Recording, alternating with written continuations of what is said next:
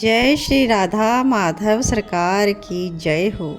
सभी भक्तों का स्वागत है कृष्णा डिवोशन भक्ति चैनल पर। और आप सभी YouTube चैनल कृष्णा डिवोशन के माध्यम से कृष्णा भक्ति में अग्रसर हो रहे हैं और हम प्रभु की बहुत ही प्यारी लीला कथा अमृत का पान कर रहे हैं।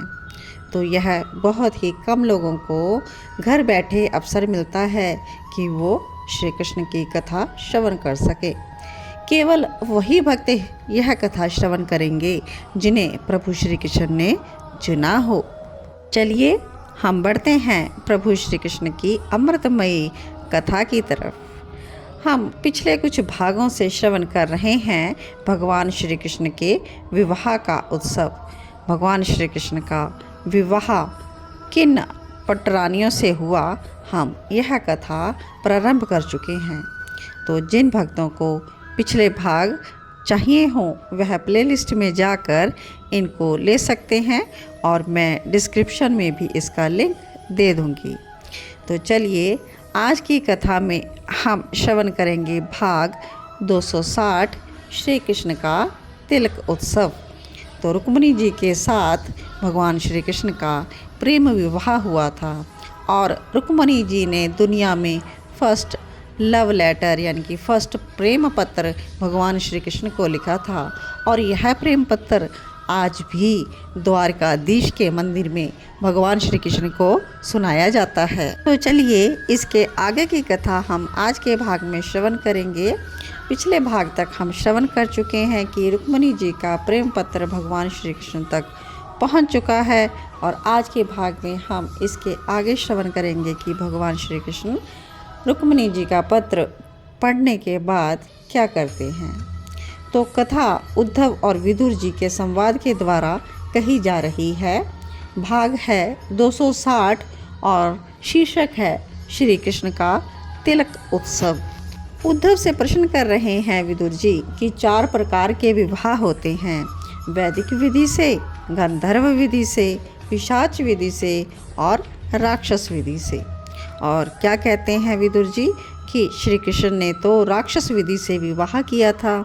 हे उद्धव, वैसे तो श्री कृष्ण का चरित्र मनोमल को दूर करने वाला है, जीवन में मंगल प्रदान करने वाला है, फिर श्री कृष्ण ने राक्षस विधि से क्यों विवाह किया? क्योंकि वह श्री रुक्मिणी जी का हरण करके लाए थे, तो इसलिए राक्षस विधि इसको कहा गया है। तो आगे उद्धव कहते हैं कि राक्षस से बचाने के लिए श्री कृष्ण ने अगर राक्षस विधि का आश्रय लिया तो गलत क्या है। वैदिक विधि जो थी वो संभव नहीं थी क्योंकि कन्या का भाई रुक्मी तैयार ही नहीं था, तो वैदिक विधि से विवाह कैसे संभव होता। गंधर्व विधि यह थी नहीं क्योंकि दोनों ने एकांतिक विवाह नहीं किया था। इस प्रकार राधा कृष्ण जी का भांडीर वन में विवाह हुआ था, उसे एकांतिक विवाह कहा जाता है। तो पिशाच विधि में कन्या भाग जाती है, तो इसमें तो ऐसा भी नहीं हुआ, किंतु राक्षस विधि से यह विवाह माना जा सकता है। वो इसलिए कि अगर श्री कृष्ण ऐसा नहीं करते तो रुक्मिणी राक्षसी स्वभाव वाले शिशुपाल के साथ चली जाती। श्री कृष्ण ने तो रक्षा की रुक्मिणी की, किसी राजकन्या को राक्षस प्रवृत्ति वाले से बचाने के लिए श्री कृष्ण ने अगर राक्षस विधि को अपनाया तो गलत क्या किया। तो इस प्रकार से उद्धव जी और विदुर जी का मधुर संवाद हम आगे बढ़ाते हैं, जिसमें श्री कृष्ण ने रुक्मिणी का हरण किया विदर्भ में जाकर। रुक्मिणी जी का प्रेम पत्र जो ब्राह्मण देवता लेकर आए थे द्वारकाधीश के पास, वह कह रहे हैं कि अब मैं वापस जाता हूँ, मुझे आज ही पहुँचना है। हे प्रभु, अब कैसे आज ही पहुँचोगे, ये आप ही समझो अब, क्योंकि विवाह तो आज ही है, क्योंकि आज ही शिशुपाल वहाँ पर पहुँचने वाला है और उसका तिलक होगा, और अगर आप उससे पहले पहुँचे तभी रुक्मिणी आपकी होगी। तो श्री कृष्ण ने ब्राह्मण के हाथ पकड़े और बड़े प्रेम से कहा, रुक्मिणी तो अब मेरी हो गई, हे विपर आप चलिए। श्री कृष्ण अपने रथ के पास ले गए ब्राह्मण को अपने 4 अश्व उसमें लगवाए जो कि वायु के समान दौड़ने वाले थे। अब श्री कृष्ण बैठे सारथी के स्थान पर और ब्राह्मण को बैठाकर रथ की लगाम खींचने ही वाले थे कि बड़े भाई बलराम आ गए। कृष्ण कहाँ जा रहे हो? तो श्री कृष्ण ने बता दिया, विदर्भ में क्या है, वहाँ तो स्वयंवर है, किंतु हमें राजा भीष्मक ने तो निमंत्रण नहीं दिया। तो श्री कृष्ण कहते हैं, रुक्मणी ने तो दिया है निमंत्रण। राम जी मुस्कुराकर बोलते हैं, अरे मेरा भाई बड़ा हो गया, तो चलो आप जाओ, मैं आ रहा हूँ पीछे सेना लेकर। अब श्री कृष्ण ने रथ की लगाम खींची। अश्व तो दौड़े नहीं, मानो उड़ रहे थे। द्वारिका से मात्र 2 घड़ी में विदर्भ पहुँच गए श्री कृष्ण। ब्राह्मण देवता को भेज दिया और कहा, आप जाओ, रुक्मणी को सूचना दे दो कि मैं आ गया हूँ।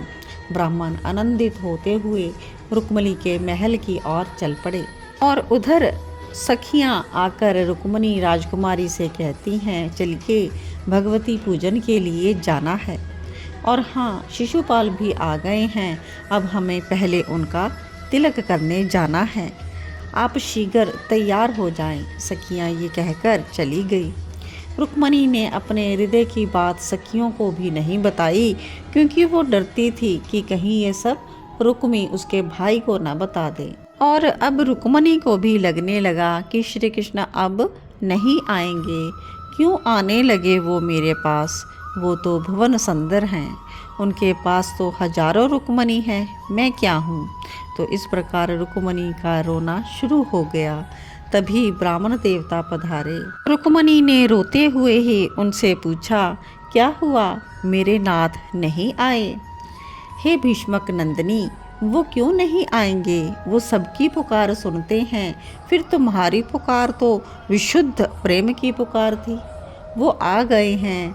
तो यह सुन रुक्मणी बहुत खुश हुई, चरणों में वंदन किया ब्राह्मण के, और अब वह सजने संवरने लगी।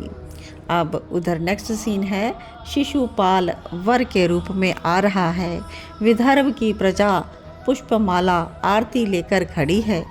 स्त्रियां सुंदर सुंदर गीत गा रही हैं, मंगल ध्वनि चहु और हो रही है, ढोल नगाड़े बज रहे, लोग जय जयकार कर रहे हैं। क्यों? शिशुपाल आने वाला है। पर अद्भुत दृश्य ये बना कि शिशुपाल के आने से पहले श्री कृष्ण निकले उस मार्ग से। नर नारी उस रूप सौंदर्य को देखकर मुग्ध हो गए, सब भूल गए, इतना सुंदर। और श्री कृष्ण भी कौतुकी है, उन्होंने भी अपना रथ वहीं रोका जहाँ तिलक के लिए सुंदरियाँ खड़ी थी। वो स्वागत के लिए आरती भी सजाकर लाई। ये सारी व्यवस्था रुक्मी ने स्वयं बनाई थी, किंतु अभी रुक्मी तो शिशुपाल के साथ था।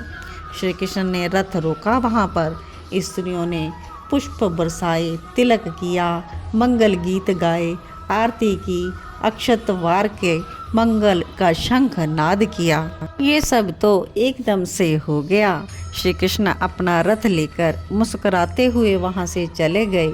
सब नर नारी मुग्ध हो गए थे, वो सब भी वहाँ से चले गए।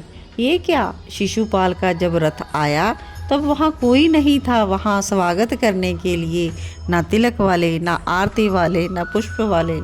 और शिशुपाल क्रोध में चिल्लाया, रुक्मी भी साथ में था। उसको भी बड़ा दुख हुआ कि ये सब क्या है, वर का कोई स्वागत ही नहीं। अब जो लोग रास्ते में खड़े थे तो वो कहते कि वो वर नहीं था।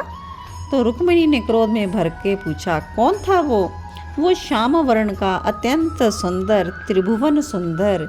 शिशुपाल बोला, अरे गोपाल, वो यहाँ कहाँ आ गया?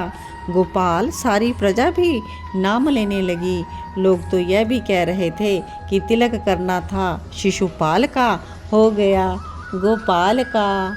तो बोलिए श्री कृष्ण भगवान, आनंद कंज भगवान की जय हो। तो उद्धव जी भी यह प्रसंग सुनाते हुए बहुत ही आनंदित हुए। तो आज का भाग यहीं पर विश्राम करता है। इसके आगे किस प्रकार से श्री कृष्ण रुक्मिणी जी का हरण करते हैं, यह कथा नेक्स्ट भाग में श्रवण करवाई जाएगी। तब तक आप सभी भगवान श्री कृष्ण में अपना मन लगाए रखें। प्रभु श्री कृष्ण आप सभी के हृदय में विराजमान होकर आपके हृदय में भी प्रेम प्रस्फुटित करें और आप सभी भगवान श्री कृष्ण के शरणागत हों। तो बोलिए जय जय श्री राधे श्याम।